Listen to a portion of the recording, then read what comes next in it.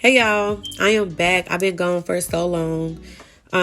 So busy. But anyway, today I want to just talk quickly about triggers and a few things. Just want to talk about why it's important to identify your triggers, and then how you can identify your triggers and all of that good stuff.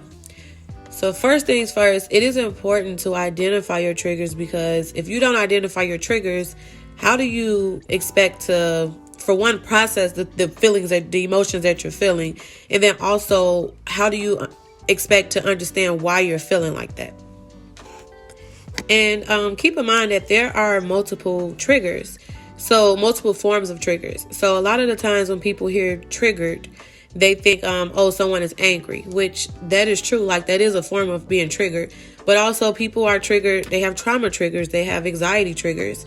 So it's multiple forms of triggers. So first of all, you want to identify what your trigger is. So a couple ways that you can identify your triggers is you can journal.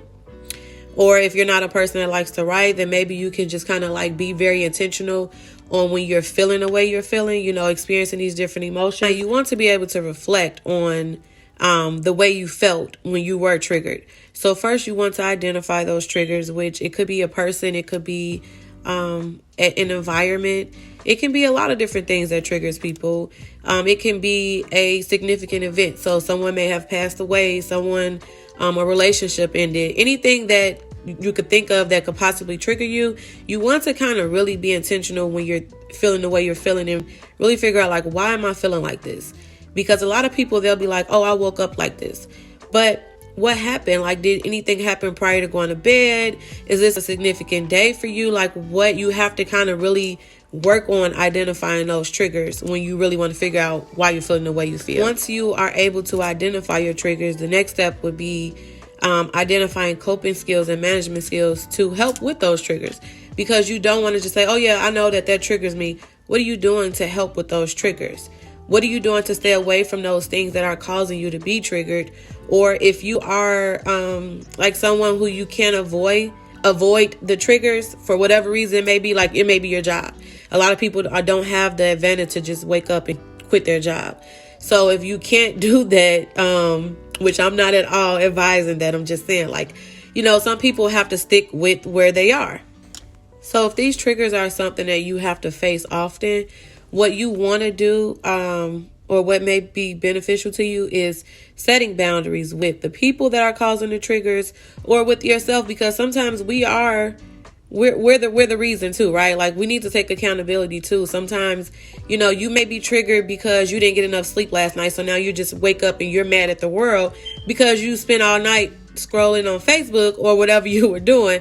So, maybe setting boundaries may be beneficial. But again, journaling is also a good way to help with those triggers, because you're able to reflect and say, okay, I felt like this, but this is what I did at that time to help me.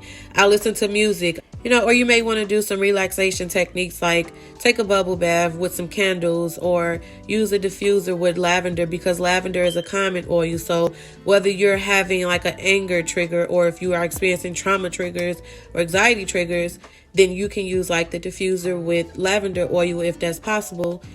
Just different things that can help you develop coping skills and management skills to help with these triggers. You also want to, if your triggers are people, you want to be able to distance yourself from them people as often as possible.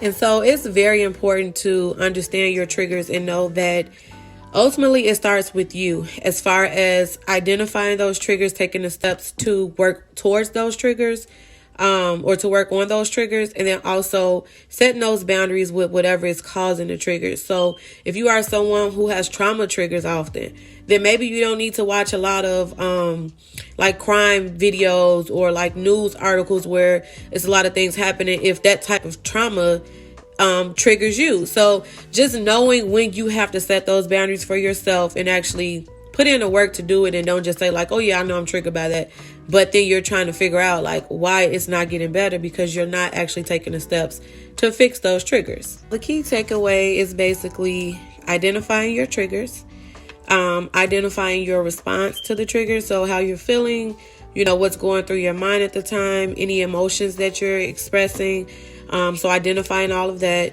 and then also taking the steps to work towards those triggers. So setting those boundaries or separating yourself from the things that are causing you to be triggered. So yes, this is all that I have about triggers. Just a quick, short, and sweet video. And of course, all of these videos that I do is just like the baseline of the information that I'll talk about.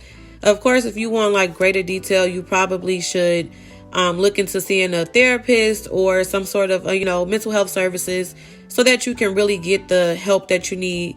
But if you have questions, feel free to inbox me. I'm open to answer, questions if I can. But thank y'all for watching.